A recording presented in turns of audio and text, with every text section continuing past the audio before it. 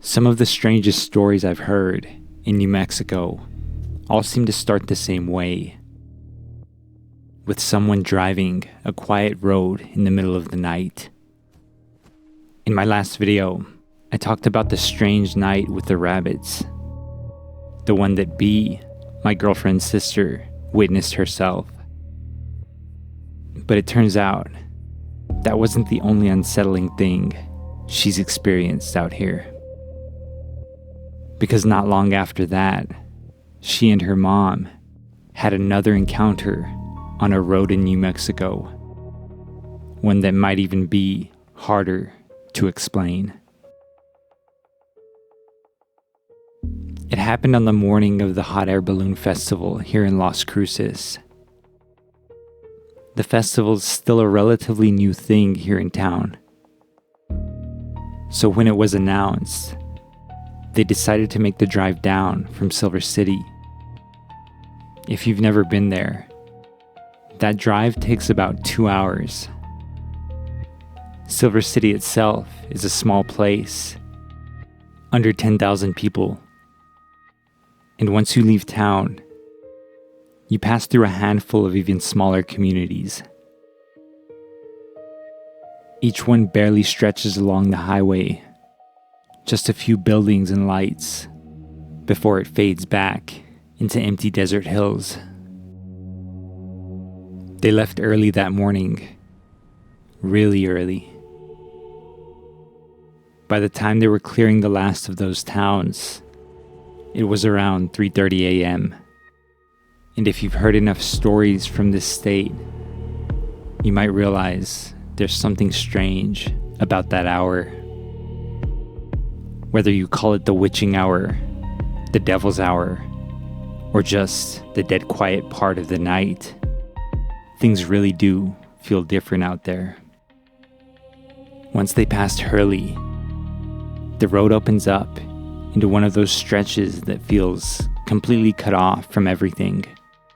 No houses, no businesses, just a long black highway stretching through the mountains and desert brush. That's when B suddenly said from the passenger seat, "Mama, watch out, there's a woman."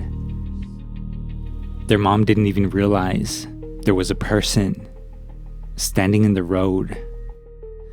But as the headlights pushed forward, they saw her. A woman standing right at the edge of the road. She was close enough that their mom instinctively swerved to avoid her. And as they passed, the headlights lit her up fully. Just for a second. She was older, wearing a long coat, standing and smiling. But that smile, they said, gave them the chills. B said it was too wide and fixed, like it didn't belong on her face. When they told us about it later, their mom cut in and tried to explain it the best way she could. She said, "Her smile was scary, baby, like the people from that show you used to watch, Attack on Titan, like she had too many teeth. It was scary, and she was waving." They said the way she moved her hand didn't feel normal either.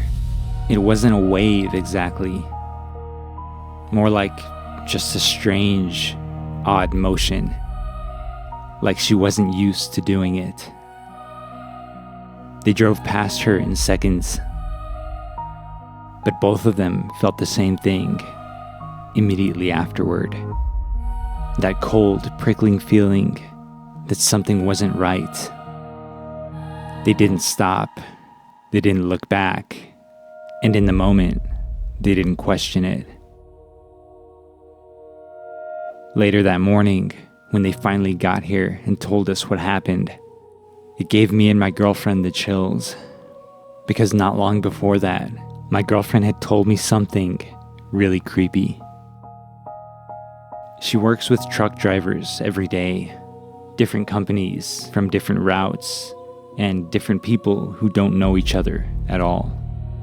Over time, she's heard the same thing again and again from drivers who run deliveries to and from Silver City.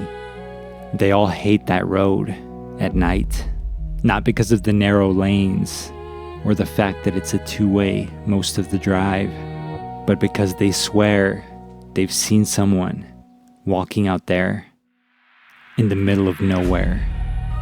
More than one driver has told her the same story, that they've seen a person in the middle of the road late at night, tried to slow down or swerve, and some even believe they've hit them. But when they pull over, there's nobody, just an empty stretch of road leading into the darkness, and the feeling that whatever they saw was watching. Do you have a creepy true story that you want to share? Tell me in the comments below.